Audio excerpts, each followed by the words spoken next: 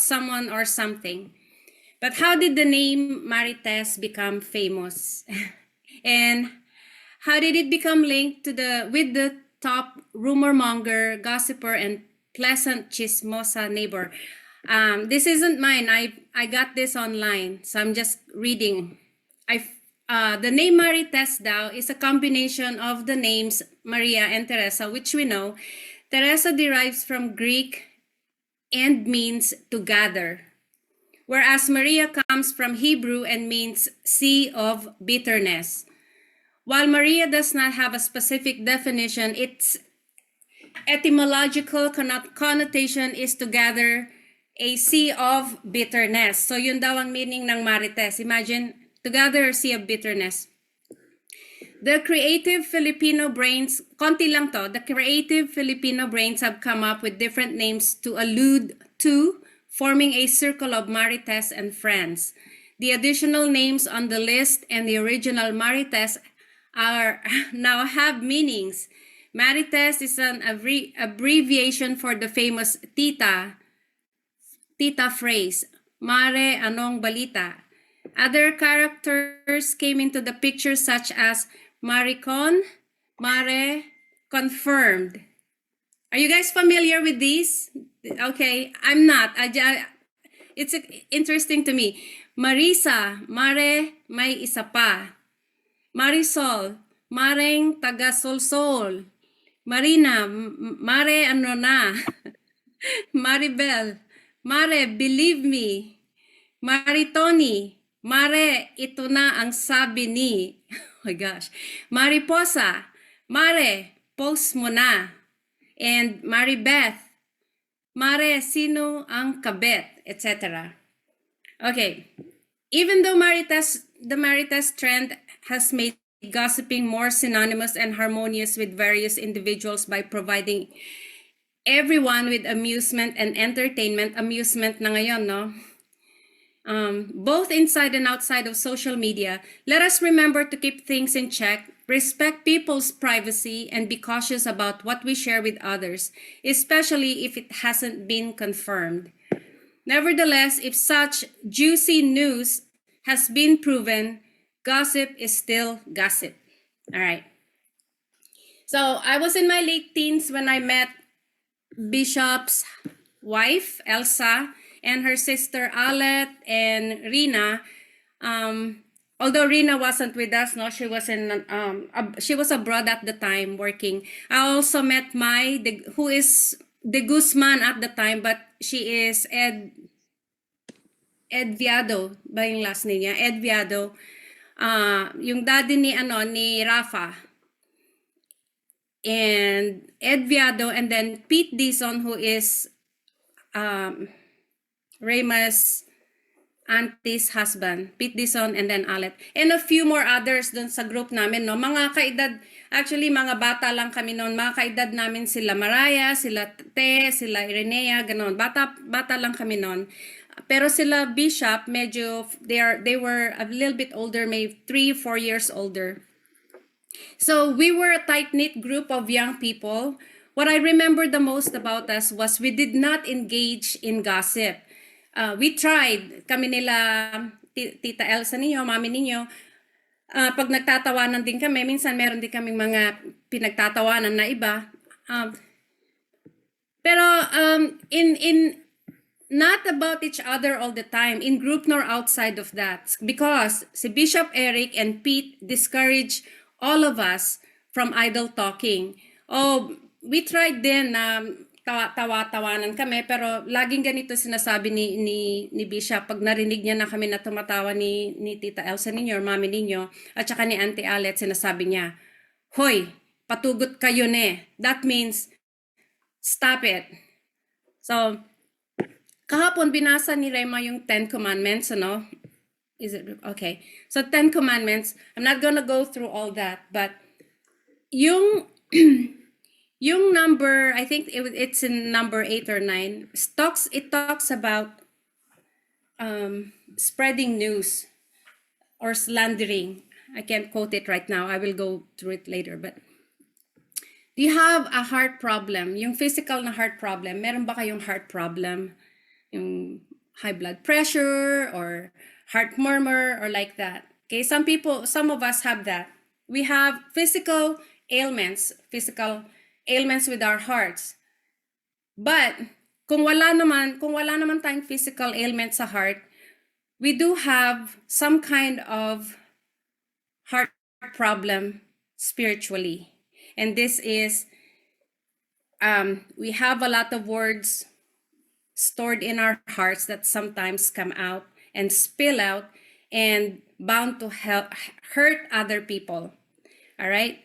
Mga jokes, foolish jestings. Minsan biro-biruan lang like this, pero may nasasabi tayo na medyo masakit na sasabihin natin, biro lang naman eh. But really, truth comes out in jokes. Kasi hindi mo masabing totoo, kaya binibiro-biro mo na lang. But in fact, you're telling them what you want to tell them in jokes, and then you say, I'm just kidding. So let's be very careful about that. Okay, foolish jestings, truth comes out in jokes. How do we stop gossip ba? How do we stop? So every Thanksgiving dito, and Manang Linda will probably be familiar with this story. Every Thanksgiving, we cook ham, yung malaking ham na meron siyang bone. Well, I heard this story in the past that a mother and daughter were about to put the ham in a roasting pan. Sabi nung anak niya na babae, Mom, sabi niya, why do you always cut the bone of the ham? Sabi niya ganon. Sabi ng mama niya, oh, I don't know. Sabi niya, Grandma always did it. Why don't we go and ask Grandma? So pumunta sila, Grandma, why do you always cut the bone of the ham before you put it in the pan? Sabi niya, I don't know. Great-grandma does it. So let's go ask great-grandma. So pumunta sila kay great-grandma. Sabi ni great-grandma, oh, I cut the bone because it doesn't fit in the pan. Sabi niya, that's the only reason. So you see, sometimes we're doing things because the people ahead of us have done it, and it's the same thing with gossip. How do we stop it? I heard this story of a pastor hearing somebody talk about another pastor. So sabi niya ganon, I heard the pastor tell me this, and sabi niya, I told him, oh, I don't believe you. Sabi niya, well, why don't you? Well, sabi niya ganon, who told you about it? Sabi niya, so and so.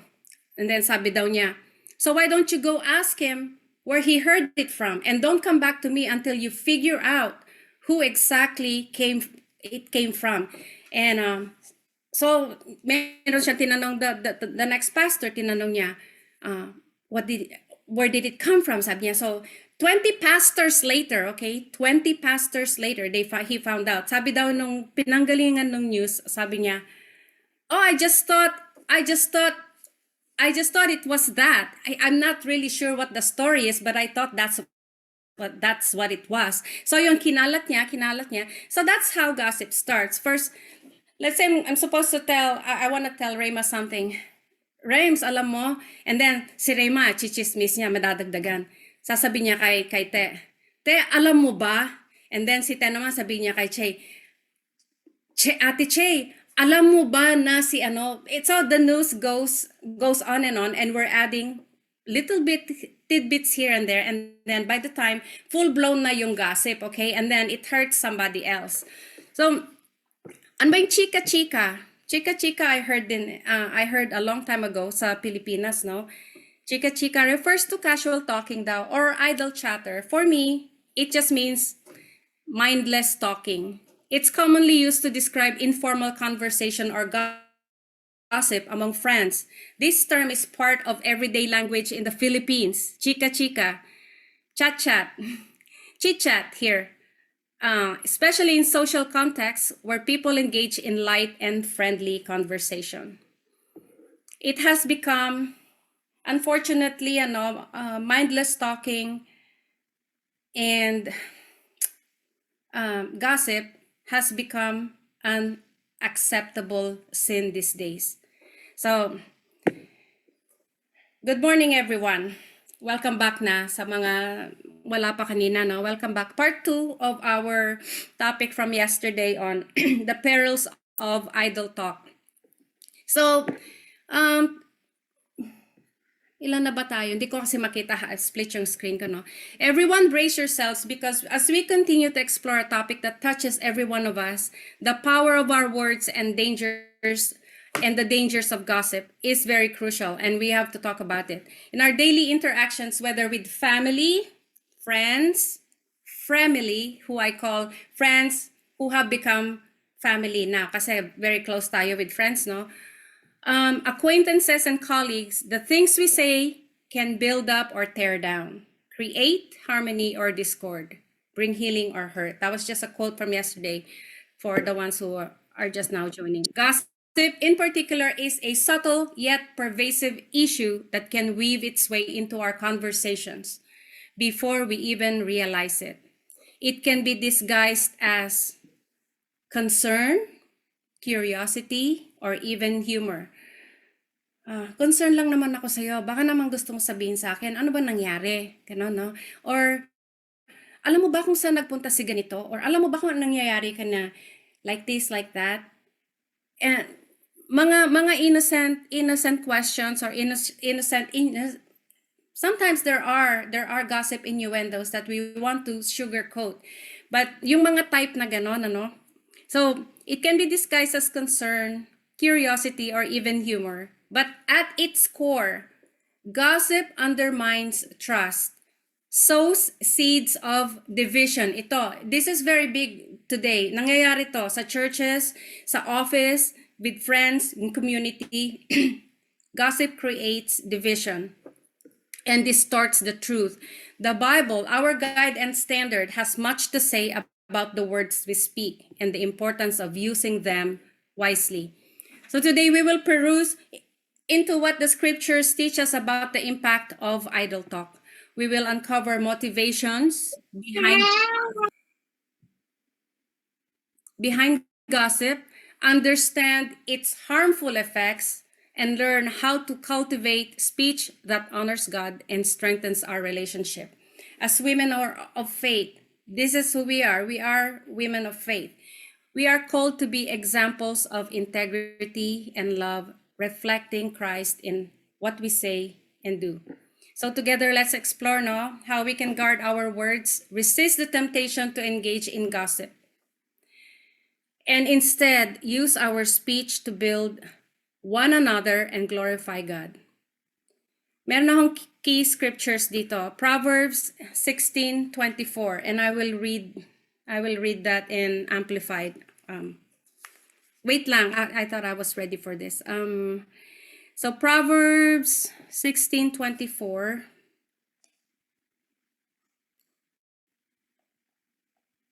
Oops, nawawala ang aking app. Ayon. Proverbs. If you got it, you can read it. So Proverbs 16:24 here's what it says. Gracious words are like a honeycomb, sweetness to the soul and health to the body. Gracious yon, that's what it does. But there is a way that seems right to a man, but its end is the way of death.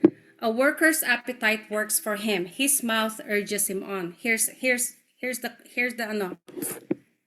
topper. A worthless man plots evil, and his speech is like a scorching fire. A dishonest man spreads strife, and a whisperer separates close friends. So, akala natin, sila lang ganyan. Hindi ako ganyan. No, we can easily, we can't judge anyone so easily because we ourselves can fall so easily into this trap and be snared by our words. Okay, so here, this is better. Sabi niya, gracious words are a honeycomb. So what this implies is, sorry, I have to mute you, Heidi, sorry. Okay. So Proverbs 16:24-30 provides a series of insights into human behavior and the consequences of our words and actions. So i-break down natin yung verse, okay? This verse highlights the power of kind and pleasant words. Just as honey is sweet and beneficial to the body, gracious words can bring comfort and healing to the soul. Pero, paano kung hindi gracious yung words natin? Paano naman yun? Yung, okay, yung mga compliments. Yesterday we talked about, do we talk about people? Do we talk about activities, or do we talk about ideas? Sometimes we do talk about people. And when we talk about people, when we talk to somebody, is it easier for us to give a compliment, or is it easier for us to criticize somebody? And we probably say, oh, no, of course, mas easy sa akin yung mag-compliment. No, sometimes hindi rin. Kasi, gaya nga nun, halimbawa dun sa Ten Commandments, sabi niya, thou shall not kill, thou shall not steal. Hindi naman ako namamatay tao, hindi naman ako magnanakaw, hindi naman ako ganito. But as we read yesterday, the last part of the Ten Commandments is about slandering other people. So it's in that same level. So kahit na hindi kayo namamatay ng tao or nagnanakaw, you're still in that level of the same sin, and it's deadly. And the Lord's abhors gossip. Ayaw niya yon. Okay? I will share a few more dun sa ibang verses on gossip, kasi hindi ko alam, no, na ang dami pala nito. Akala ko iba lang. There's a way that seems right unto man, sabi nga niya, but the ways thereof are the sins of death. So, akala natin yung mga joke lang, easy lang, call, chit-chat, chika-chika, akala natin, okay, hindi naman pala. So, Proverbs 16:28, sabi niya, a perverse person stirs up conflict, and a gossip separates close friends. How often have we experienced this in our relationships na there is someone, kahit konti lang, it could have been just a simple comment, and that comment blew up into a gossip. And then not long before, umalis na yung friend, or humiwalay na, or naghiwalay sila ng boyfriend niya because of this gossip. Or it's so easy for us, okay? Proverbs 18:8, the words of a gossip are like choice morsels. I like this one. I don't like the effect of it. Kasi sabi niya, the words of a gossip are like choice morsels. Para daw candy. Pag naririnig, tuwan-tuwa daw sila. Parang dinidessert na lang nila yung gossip. And then, they go down to the innermost. Hindi nila alam na apektuhan na yung ginagossip nila. But for the gossipers, they're just so enthused by the gossip, just like it's candy na natatamisan sila. So, let us explore yung nature ng gossip. Ano ba yung nature niya? How does gossip start? Yesterday, I mentioned that nagga-gossip yung tao because may pride sila, may jealousy, may pride. You're not going to talk about somebody if you're not jealous of them. Why are we jealous? Maybe because they have something we don't have that we want to have, and because we can't have it, we tear them down by our words, by talking about them. Or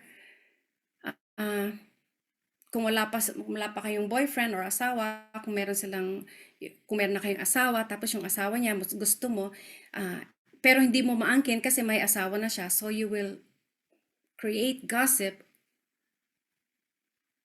over them, and then they separate. So that's how gossip starts. It starts with jealousy, envy, and pride. Okay? Pride because,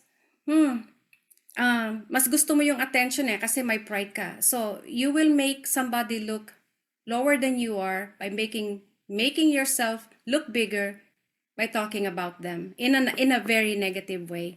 Okay? Sabi ko, ano ba kasi yung psychology ng gossip dito sa mundo? Bakit ba kasi nag-start yan? So I had to do a little digging, But as I mentioned before, when I read something that's secular and it's and wala siyang wala siyang ano sa religion or Christianity or spiritual, I always have to go to the Bible and match it up. That way, nakikita ko kung ano talaga yung ibig sabihin nun in the Bible. So here, yesterday, we did number 1, social bonding and connection. Sabi niya, in this world, strengthening social ties. Gossip can help individuals feel closer to others by sharing information and creating a sense of shared understanding or common ground. Ano yung common ground? Common ground of gossiping, they have made it a common ground so that they can have connection daw. So, it is opinions or interests shared by 2 or more parties. Biblically, ang sabi ng Bible doon, a perverse person stirs up conflict, and gossip separates close friends. So, just because you can talk and have a common ground of a topic doesn't mean the Bible allows that, especially kung malicious yung topic ninyo. Okay? Group unity daw. By gossiping, people can reinforce social norms. Anong social norms? They make everything as a social norm, and unfortunately yung gossip has just become a cultural norm, in not just in the Philippines, kahit dito meron din. It's just more prevalent there because I don't know why. Okay, so gossiping, people can reinforce social norms and values within each group, helping to maintain group cohesion or unity and conformity. So yung group na yon, they conform with each other para lang meron silang unity. It doesn't matter if it's a positive or negative, as long as they belong to a community. And then yet again, unfortunately, it is about talking about other people. The Bible says, instead, speaking the truth in love, in Ephesians 4:15, speaking the truth in love, we will grow to become in every respect the mature body of him who is the head, that is Christ. So God does not allow just having a group, just to have a group, just to join a group. Bakit ka magjo-join ako ng group kasi gusto ko na may group ako? Well, choose your group wisely, choose your friends wisely. Okay? There's a contradiction there kasi the Bible emphasizes speaking the truth in love and maintaining unity without resorting to gossip. You can have your own social groups. Just do not focus on talking about other people, which can damage relationships and create divisions. Social learning. Gossip daw can be a way to share information about the social environment. Okay, understand. Providing individuals with insights into who can be trusted, who has the high status, and who might be a threat. So, information lang. Halimbawa, andyan si Sister Rome, alam mo, meron ako sasabihin sa'yo, don't talk to this person because she cannot be trusted. Just information lang for Sister Rome, and then I will tell Rema. And ito, mas popular siya. So if you can be friends with her, and then we can all become popular kasi popular siya. Yung mga ganon na just simple talks, we think they're innocent talks, but it can start into something. So isa pa, navigating social hierarchies. It helps individuals understand and navigate social hierarchies and relationships by providing information on others' behaviors or reputations. It's repetitive. It's very repetitive na kahit sa mundo na hindi nila alam yung Bible, ganun pa rin yung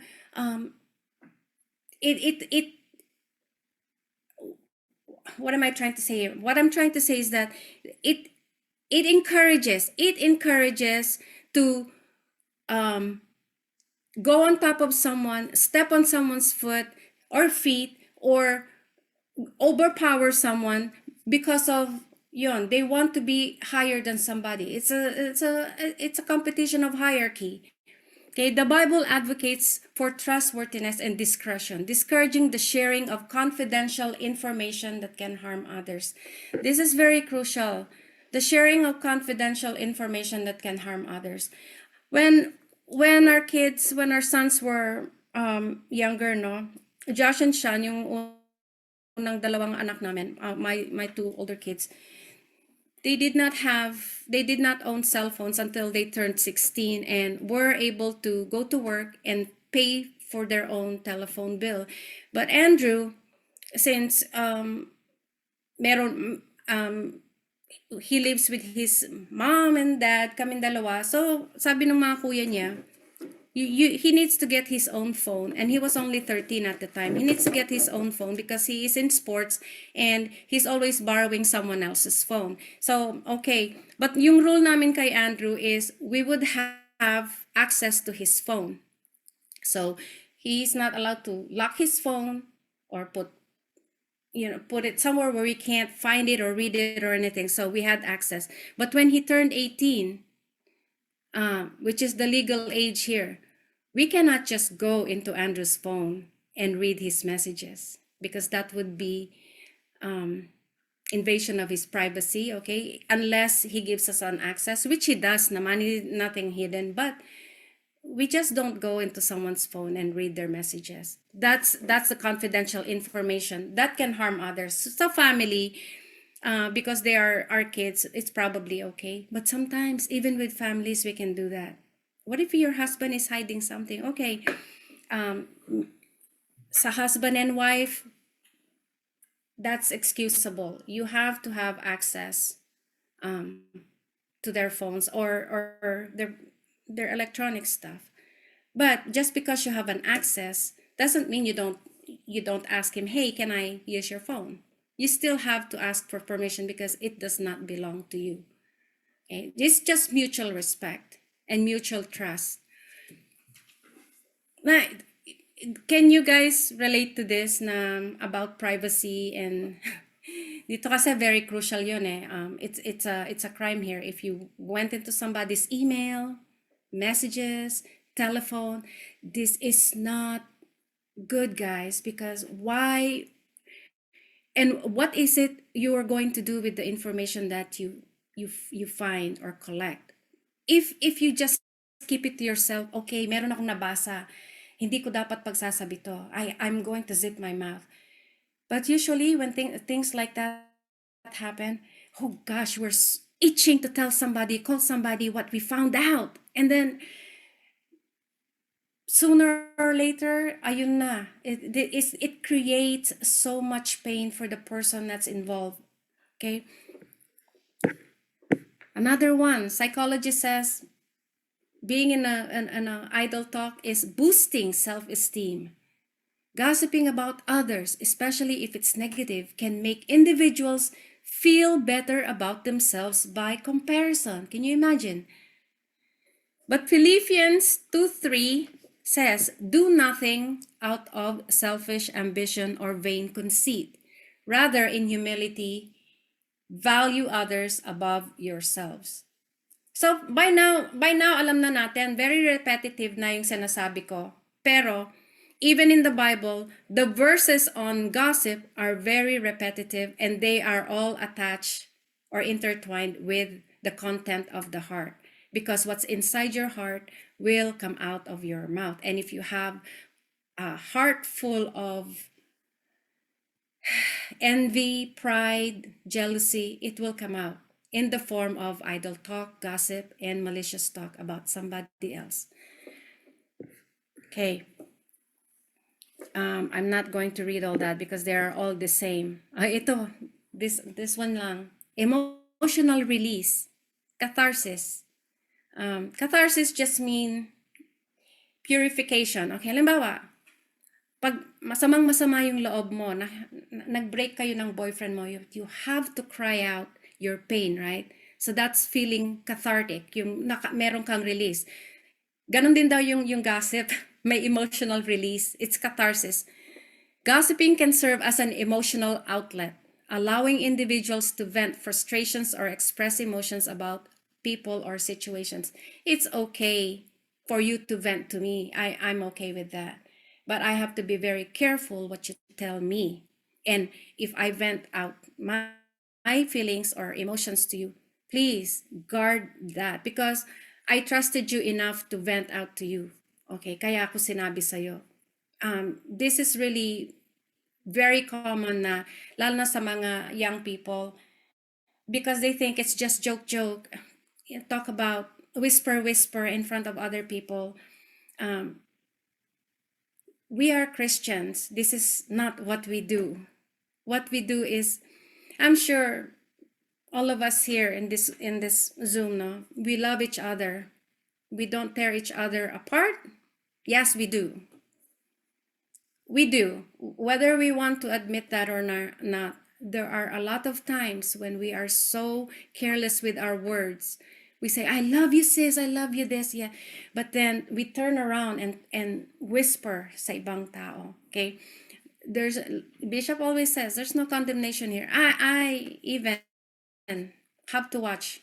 But like I said, I have a very small circle. So there's no room for me here to gossip because I'm busy in the house. I don't go out all the time. The only one I talk to there is Auntie Linda. We usually just pray. Stress relief. There's another thing here. When someone vents to you, they're trying to, linalabas nila yung sama ng loob. Ladies, if that person is not asking for your advice, do not offer unsolicited advice. Sometimes people just want someone to listen to them. Okay? I hate unsolicited advice. Kaya hindi ako nagbe-vent sa iba. Kung alam ko na advice lang ako, you cannot take an advice from someone who is not going through what you're going through. They don't know what you're going through. So for them to offer an advice is just no. You have to pick and choose the people that you open up to, especially yung mga personal, confidential na issues sa buhay ninyo. Don't tell everyone everything about your life. Okay, it's very important kasi you're giving them an access to your personal information, and then pag pinag-usapan ka na, medyo there may be a part to take responsibility for your own action. How did she find that out? Oh, I told her about it. Okay, be very careful. Just be very careful who you talk to, lalo na sa labas. Okay, lalo na sa labas. But in church, my heart breaks when this happens to church because it shouldn't happen. The Bible encourages self-control and calmness instead of venting emotions through harmful speech, gossip, manipulation. Ayon. Gossip can be used as a tool to influence others or manipulate them. Perceptions. Here, this recently happened. If you don't tell me this, I'm going to tell somebody about it. That's blackmail. Don't do that. Do not conform to the patterns of this world, but be transformed by another mindset. Our mindset. Let us change our mindset to gossiping and just meditating on the Word of God. The more we meditate, the less gossip we will encounter and the less gossip we will involve ourselves in. Okay? Defense mechanism. It can serve as a way to preemptively protect oneself by spreading information that might deflect attention or blame. So, halimbawa nahuli ka, meron kang ginawang masama. Oh, you will change the subject by talking about somebody else. Easy lang. See how ang dali ng gossip na pumasok sa buhay natin. It's so easy. Satan is really using this thing called idle talk. Na, like I said, it has become an accepted sin in today's world, and God abhors it. Abhors means He hates it. He hates it because of what it can do to the person. So much. There is so much here. So understanding why gossipers are eager to be the first to know and tell gossip can help individuals recognize these motivations in themselves and others. Bakit sila yung gustong, why do they want to be the first one to tell you about this gossip? Because it gives them a feeling of superiority that ako lang yung sinabihan niya, ako lang yung may alam. Alam mo ba? So, dapat di ko na sabihin sa'yo kasi ako lang pinagsabi. No, you're wrong. Sinabi niya na yun sa iba, kaya sinabi niya sa'yo. Don't fool yourself like you're so important. You're the only one who knows. And if she is talking to you about her friend, she is going to talk about you to another friend. So be very careful. Sometimes we use this gossip. Ano ba yung ginagamit natin na coping mechanism natin when it comes to if we're bored and we just want to talk to somebody. For me, pag medyo bored ako sa house, I'll go out and maybe go walk around the mall, no? That's my coping mechanism. But what about for people who don't have the luxury to just go drive and go to the mall? What can be a good coping mechanism for those people? This is what we need to help others with. Kasi some of us, we have the luxury of we can go wherever we want and we have the money to spend it. Some people don't have that. And siguro kaya ganun sila. Sa sobrang inggit rugo siguro nila, chinichismis na lang nila yung mga may kaya. Kasi wala rugo silang magawa wala silang pambili, wala silang ganito, tapos hindi sila makalabas, hindi sila makapasyal. So, let's be aware of those people in church na maybe we could spend some time with those ones who are not being hindi napapansin masyado, yung mga nasa sulok-sulok lang na medyo nahihiya-hiya kasi yung suot rugo nila hindi masyadong maganda. Pero hindi pala natin alam, kumukulo pala yung loob no, nasa sobrang inggit or sa sobrang galit, sa sobrang ganito, no. So, as Christians, this is what we should ask ourselves. How can we help people like that? If we are not the gossipers, then how can we show love to people who?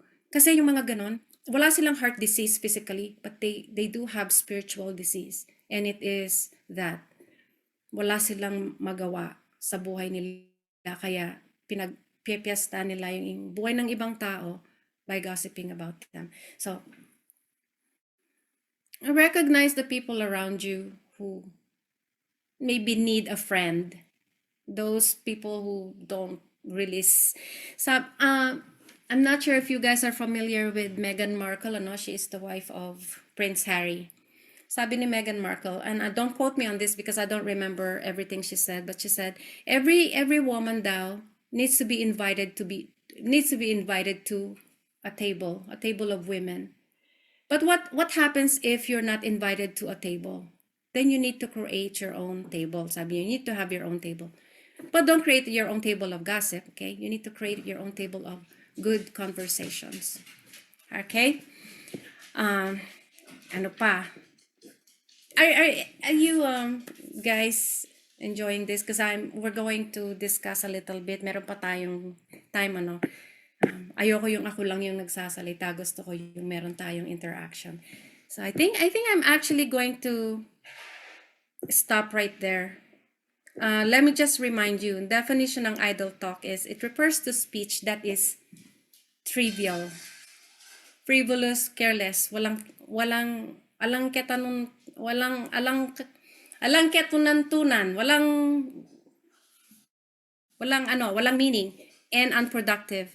It encompasses conversation that lacks substance or purpose and does not contribute meaningfully to the lives of those engaged in it. Idle talk can be characterized by rumors and gossip. That's a simple meaning ng idle talk. So, meron akong question. Let me see if I can find, I wrote down some questions here. Dami kong notes, man. Wala naman tayong time, matatapos na.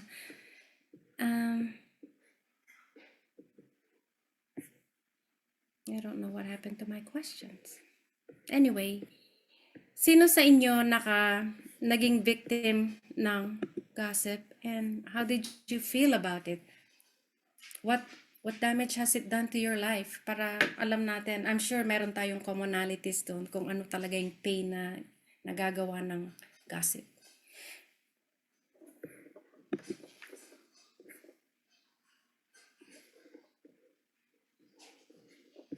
Meron ba?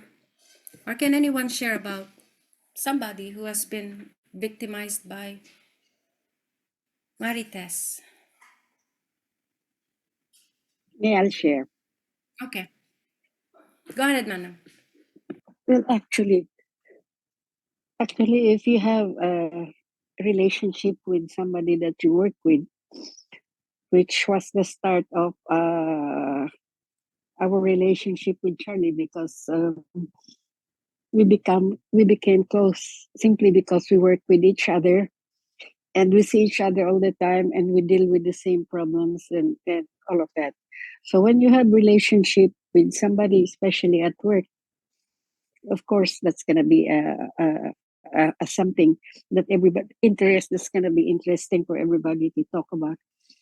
At first, I hear because he has been with other people before me, there was a big speculation that, oh, she's just going to be, used, she's just going to be this, she's just going to, it's not going to, it's not gonna go anywhere, because he has been with so many other women who are more popular, who are more engaging, who are, who have titles, and who have a lot of hoopla around them. He had been known to date program directors and people like that, head of programs, and I was just a coworker. So I got talked a lot, and I had to bear all of that, and sometimes I thought, is it worth it? If I am going to invest this time with him, what's going to happen? And if I listened to all the gossip, it would have been really disheartening. It would have really been destroying. At first, I was talking about maybe I will just move to change jobs, just to get away from him, to get away from that. And yes, I did. After it became known to the people I work with, I had to move to another unit, just so be professional, because you're not supposed, if there's something going on, you're not supposed to be working with that certain. So I went through that kind of gossip, and the people he used to knew, people he had dated or had relationships with, they used to bully me, and they would come around and just look at me and just let me hear, stuff that, oh, she's just Filipino, she's Filipino, she does not know, and Charlie is just curious, or Charlie is just this, and Charlie is just that. But I just have to trust what was going on between us. But yes, gossip can erode. It can damage trust among friends. It could hurt feelings. It can damage reputation. It can strain your relationships with people that you work with. Conflict in the she had this lady actually who was crazy about him. So we worked together, and I was passing my medications, and she just came to me and just kept saying, oh, Charlie is this, Charlie is that, Charlie is this. I could not handle it. I just what did I do? I just threw all my meds that were already, and I just had to go downstairs to the director and said, she's harassing me, will you please do something about it? But I lost control, and I felt bad about that. So that is what gossip and harassment can do. It comes with bullying and all of that too. So we've been together for 40 some years and he's still there. So, but yes, they gossip about us. And it is hard to cope, and it is hard that sometimes your family gets involved, your friends get involved. There are friends that never talk to me again, who were really nice before we had that relationship. So it is I got confronted a lot about why, and all of the things that I was not ready to face because I was younger then. I was not smart enough to talk back to them. So I just took it and it hurts. So that's what gossip did to me. But I remained strong and I trusted God and I knew that He was somebody that was worth standing up for. So it is worth being gossiped about too sometimes. And that's all I need to share. You guys are younger, so if you get into something like this, you have to be very, very sure about what your ideals of a relationship is, and the two of you have to be able to you and me against the world was our theme song. So that's it. It was hard, and thank you for listening. This is a very interesting topic. Thank you, Manang. So let me just read to you, no. In Proverbs 6:16, sabi niya, there are 6 things the Lord hates. Hates. Okay? Haughty eyes. Yung haughty eyes, yung magaling magtitingin-tingin na akala mo kung sino, no? Yung they will look at you from head to toe. Pride is the original sin. A lying tongue. Ayun. Lying tongue means A long time. lying about something. That means you're not telling the truth. You're slandering somebody. God judges all words, and lying tramples on human dignity. Hence, that shed innocent blood. A heart that devises wicked schemes. There you go again. It that talks about gossip as well. Um, uh, Feet that are quick to rush into evil. You can also do that. Running to someone's house to talk about somebody. A false witness who pours out lies. And then a man who stirs up dissension among brothers. Until Linda and I were talking long time ago, sabi niya, it is better, we have a better situation now that we are able to give help than we begging for help. Well, I want to rephrase that into something like this. It is better that you're the one being gossiped than you gossiping about someone else. It is better na kayo na lang yung sinasaktan, wag lang kayong manakit. Kasi it's not a very good position, no, na tayo yung nananakit. Lalo na yung standing natin, our faith and our spiritual life. It is better that we take it and not us giving it to somebody. So anyone else who would like to share an experience on gossip or being gossiped? Hello po. Yes, Ron. Good morning. Good morning. Good morning, everyone. I'd like to share. Actually, sobrang nakarelate po ako kay Auntie Linda about gossip. So, I myself is guilty, kumbaga, in the past na lahat naman po siguro tayo, lahat tayo, in some ways, we thought na nagsishare lang tayo, we thought na akala natin okay lang yung ganun, no? So, pero habang natututo tayo, ah, natututo na rin tayo na on how to zip our mouth, gano'n. To keep quiet and just listen to people.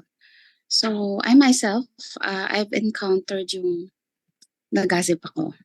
And, hindi lang isa, maraming beses na actually. Pero, sa akin naman, personally, yes, it is very damaging. Yung malulungkot ka, maggi-grieve yung puso mo kasi sometimes, our intentions are pure. Yung para bang you become friends with people, you share your life with them, yung ganon. You tend to open up a lot of things to them, and then after a while, you will learn from other people na, yun nga, na they're talking behind your back. So that's very damaging, lalo na kapag sinishare mo yung buong buhay mo sa ibang tao. Tapos, pag-uusapan ka lang pala. Yung ganon. Tapos there are also some instances where yung sometimes we just are concerned to other people. We show our concern to other people. And then ang nangyayari is para bang sa kanila pala hindi pala okay yon. Tapos nagiging gossip din yon. Tapos minsan dagdag bawas na, yung ganon, no? And also I've experienced yung tapos maririnig mo na lang sa iba, actually I heard this from other people na ganito ka pala, ganun ka pala. So it's nakakabigla kapag ganun kasi it's like sandali lang, yung parang ganun, sandali lang, ano bang meron? Yung parang ganun, no? Yung magtataka ka na lang, bakit ka pinag-uusapan wherein wala ka naman masamang intensyon, yung parang ganun. But then again, no, dahil because of the word of God, natututo tayo on how to just simply understand other people, why they talk behind your back. You just try to para bang masakit siya. Sometimes talagang nararamdaman ko na yung sometimes I cry too kasi nasaktan ka eh. Lalo na kapag mahal mo yung mga tao. Kapag mahal mo sila, feeling mo, akala mo close ka sa kanila, ganun, tapos they're talking behind your back. Pero but then again, babalik ka dun sa point na, okay, I forgive you. I'm praying for you. Ganun na lang po yung puso ko ngayon dun sa mga tao na they're talking behind my back. And for those people naman na nag-share sa akin ng mga chismis, ng mga gossip, ganyan, I would usually say, okay, let's stop because I don't wanna talk about this. Parang dumating na ako sa point na kasi yung parang bang I don't wanna entertain this kasi it will only kasi kapag in-entertain mo yung gossip, mapapaano ka rin eh, yung mapapa-wonder ka rin, magiging you will parang gusto mo malaman lahat, yung parang gano'n. So as much as possible, I try to stop those people that are trying to share something to me na hindi naman na hindi maganda yung sasabihin nila sa ibang tao. So I try to tell them na okay, kung if you have a problem with this person, you have to talk to them personally. Parang ganon. Kasi I've learned that the hard way too, where I tried to share with somebody else because I thought they could help me. So anong nangyayari? They talk behind my back because of what I've shared to them. So, ang natutunan ko, and somebody told me na, okay, if you have a problem with this person, you have to talk to her. So yun ang ginagawa ko ngayon. yun na rin ang sinasabi ko sa kanila na if you have a problem to this person, please go straight to that person and talk to them. So, ayun, gossip is really very damaging, very, parang nakakawalan din ng self-confidence, nakaka-low self-esteem, yung parang ganon. And every time you see them, nararamdaman mo yung, minsan parang nako-conscious ka na kasi you don't know what to do. Hindi mo alam kung anong i-react mo in front of them because they're talking about you. You know that they're talking about you. So, ayun no. So, going back to the word, ako po yun. I just, I still just show them love. Despite dun sa naririnig ko, I just wanna show them love kasi I just pray na minsan sinasabi ko na lang kay Lord, they don't know what they're doing. So, I'm just praying for them. I still want to bless them and I forgive them. Yun lang po. Thank you.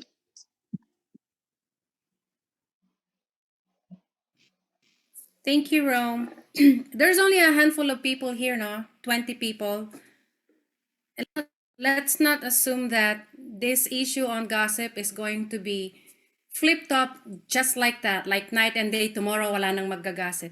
There's only a few people here who heard this message and who were interested in listening about this topic. So, yung mga nandito, you now have a role on how to try and eradicate gossip in the church. It's easy. Pag sinabi nilang meron akong gustong sabihin sa'yo, be very careful. Hey, can I call you about something? What is it? And if it doesn't involve you, it's not going to help you out or help the relationship out or anything like that. If it's not of substance, just say, I really don't want to deal with that. Or pag meron kayong narinig, I really don't want to get involved in this. I'm just gonna walk away. Kasi pag sinasabi natin na pinag-uusapan ako, meaning you're in that group. Why do you know they're talking about you? That means you're engaged in that group, or someone you're engaged in or hanging out with is engaged in that group. So you have to be very careful. Kung pwede ninyong putulin yung mga gossipers sa ano ninyo, yeah, I mean, not everybody can stay in your life forever. Sometimes you just have to cut people off, especially if they're hurting you. Okay? Sino pa? Thank you, Rome, for sharing that. Sister Rachel, meron lang ho akong itatanong. Yes. Pwede po ba? Yeah. You have been discussing about the damage of gossip. We know that. Now ho, meron ho bang kagandahan na nag-gossip po tayo? Is there anything good in being victims of gossip po? It's what you do. It's what you do with how you're victimized. Okay, so let's say, just like Sister Rome, is there anything good? Yes, it can build your character. It's how you not how you react to how you're being treated, but how you respond to it. And how we respond to gossip or us being victimized is what the Bible tells us to respond. We are supposed to love, be gracious, and forgive, no matter what, diba? It's how we respond, Sister Sol. That would be my answer. But if you have, something to say, please, you're welcome. Yeah. Thank you so much. Actually, ho, I really appreciate you for bringing out this topic, gossip. I have been through a lot of that, sister. Actually po, wala ho tayong, there is no true believer ho na does not undergo persecution. Sabihin ng iba, nagnakaw ka, kahit hindi ka naman nagnakaw. Sabihin ng iba, nagsinungaling ka, hindi ka naman nagsinungaling. Yung mga ganun ho ba? Sabi nila, gumastos ka ng pera ng church, hindi ka naman gumastos dahil wala namang perang binibigay ang church. Yung mga ganun ho bagay. So, to sum it up po, it's really katulad ni Ma'am Linda, said na it's really damaging, and our study, your study ho, Sister Rachel, I really appreciate that. Na it's really damaging talaga ang gossip. Pero let's have the wisdom of God here. Everything works out for good for those who love God and who live according to the premises, to the purpose of God. So, eto ho ngayon po, na ano ho ako natuto po ako. Natuto po ako din na I learned the ways of God. How does he react? Well, how does Jesus react when he was being accused of many things, and he was terribly persecuted. Kaya ho, yun ho ang ano ko ho ngayon is everything works out for good. Kahit pa ho ginasip na ho tayo at nag-gossip din po tayo, it is always it's a challenge ho. Ako po ngayon, challenge ho sa akin yan. Pagka ginag-gossip po ako ngayon, sasabihin ko, Lord, thank you. Thank you, Lord, kasi you will show people naman that my validation comes from you and my identity is in Christ. Kaya ho, tulad ni Sister Rom, yes, I have also witnessed that. Yung ano din yung sitwasyon ni Sister Rom noon.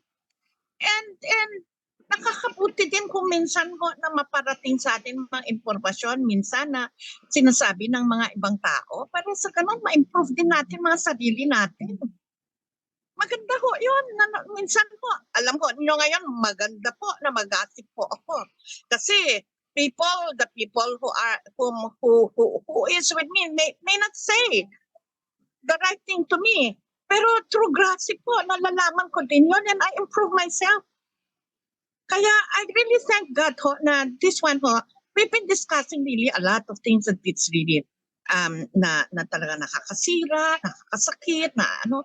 Pero dito nakikita natin na Jesus heals. Si Jesus ho, ginagamot niya wherever we are hurt.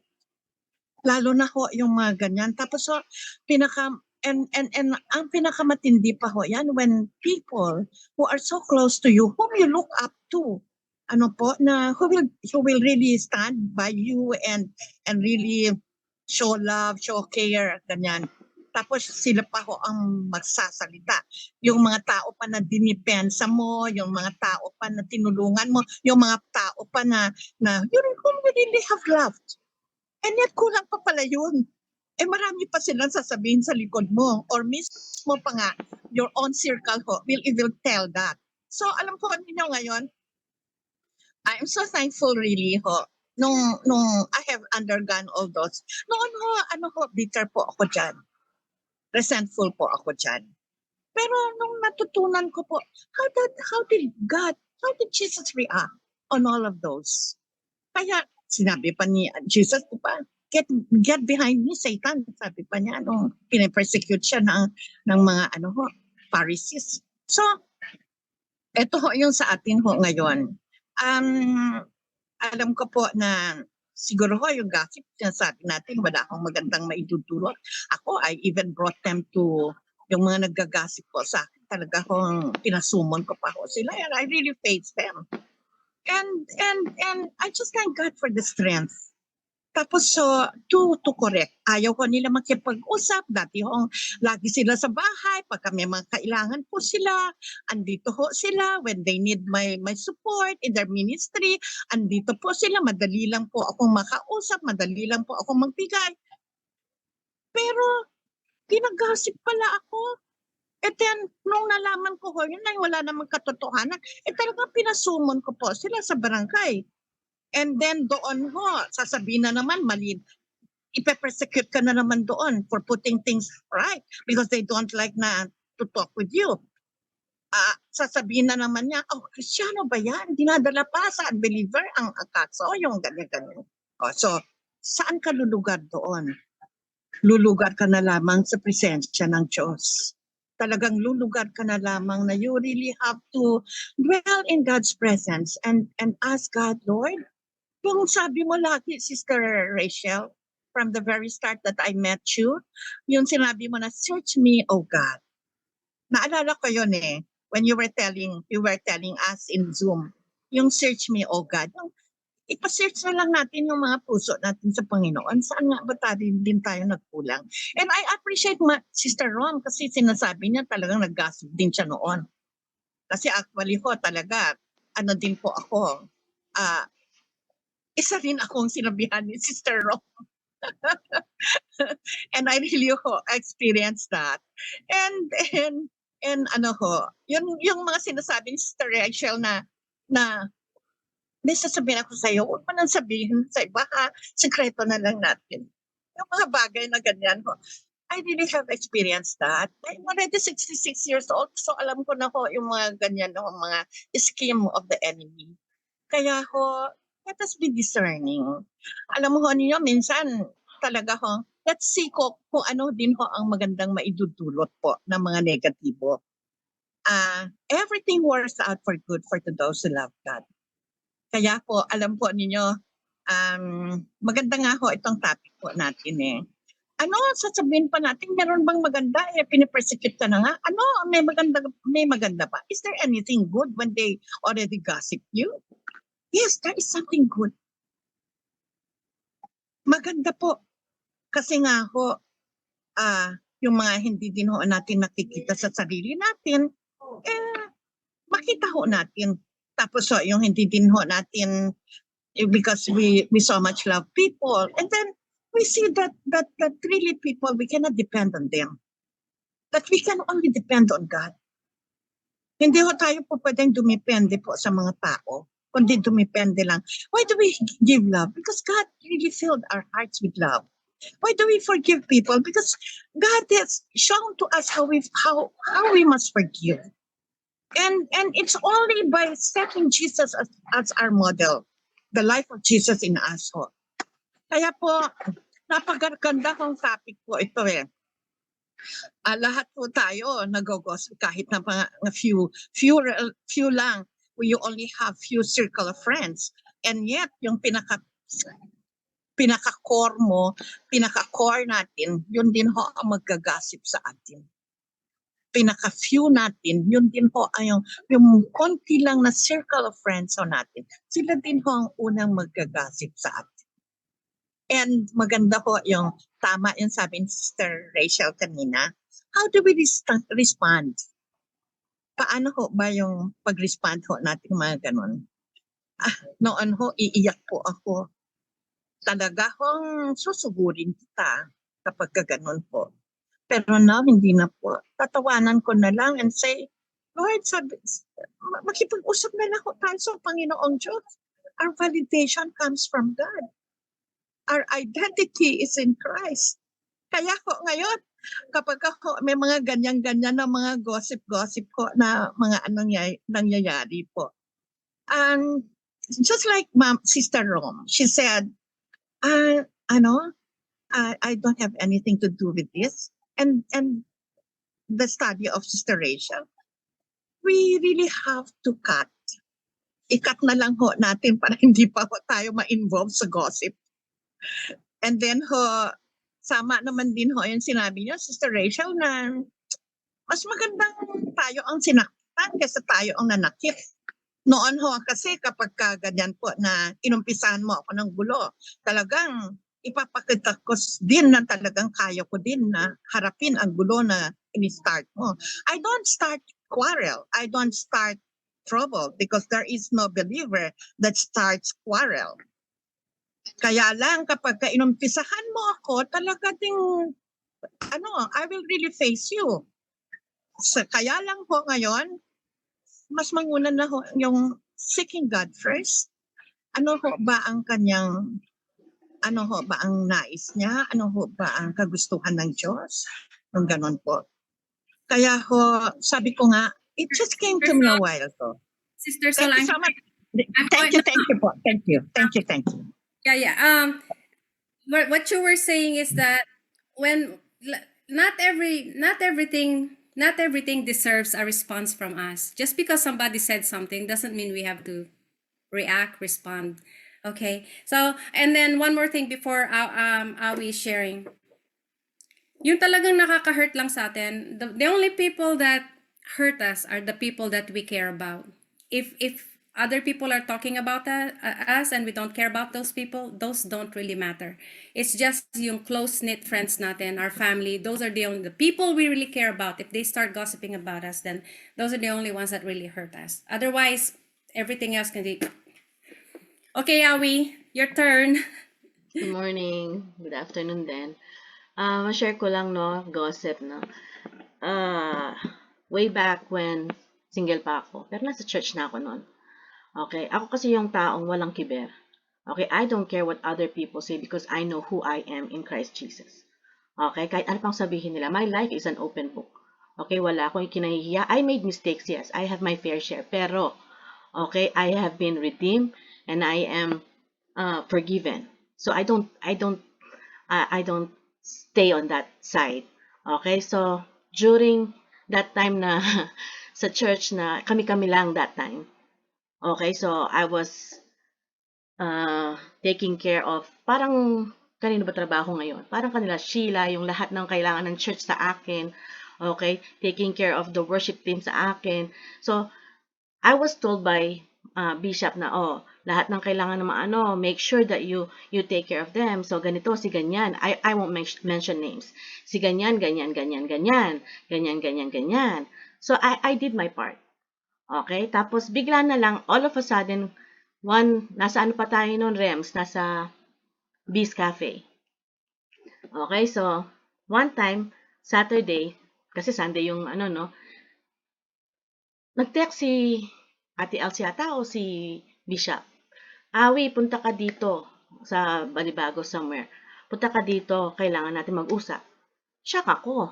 Okay, bakit meron tawag sa akin ganun, no? Tapos yung parang, why?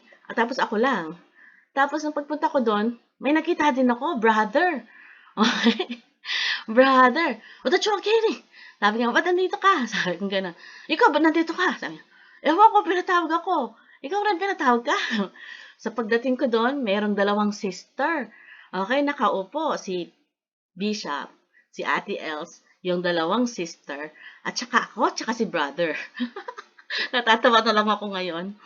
Pagkatapos, kasi, tinginan kami. Kasi talagang, clueless. As in clueless. No? Tapos sabi sa akin, Awi, sabi ni Ate Els, kasi ganito, ganyan, ganyan. Tapos nagtinginan na lang kami ni brother. Meron pala kaming affair na hindi ko alam. Okay? So I was like, Sabi ko, pati si brother na, sabi niya gano'n. Tapos tawa na kami. As in talagang innocent. I mean like, innocenting tawa talagang na, no? Where is this coming from? Okay? Tapos, yun nga, no? Tapos, nasabi, kasi ikaw, yung ano mo, sabi sa akin ng isang sister, yung asikaso mo kay brother, ganito, ganyan, ganyan, ganyan. I was told to do that. Okay? I was told to do that. Whatever he needs, ibigay ko. Okay? Food niya, ganito niya, ganyan niya, ganyan niya. Okay? So, natawa na lang kami. Hindi na ako nagsalita. Pero, alam mo yun, kasi yun nga, no, the vindication will always be there. Okay? Na alam mo, wala kang ginagawa. What happened was, yung 2 sister ang nasuspende. Nasuspende sila. Yeah, I don't know how many months. Pero, wala sila sa church noon. Si Rema, bata pa nun, hindi niya alam yun eh. So anyway, pero I didn't take it against sa sister. Hanggang ngayon, nag-uusap kami. Actually, isa, good friend ko eh. Okay? Pero, yun nga eh, no? Gossip. Sabi nga nila, di ba sabi sa Facebook, nababasa ko to, if they say 1 is 1 plus 2, bahala ka na. Okay? Bahala ka na mag-isip dyan. Bahala ka na. Okay, as long as we know who we are, and as long as we know that, alam mo yun, wala tayong hidden agenda na ginagawa, we shouldn't be scared. Tsaka yung gossip, totoo. Sa'yo pa lamang, pinuputol mo na. Okay, na wala ka nang ine-entertain. Ako rin kasi yung tipong tao na, I hear things. I hear words. Kahit sa church natin, si sister ganyan, si brother ganyan, si ganyan. I don't care what you say. I know that person. I may not know that person, pero, okay, I am not the one who will judge that person.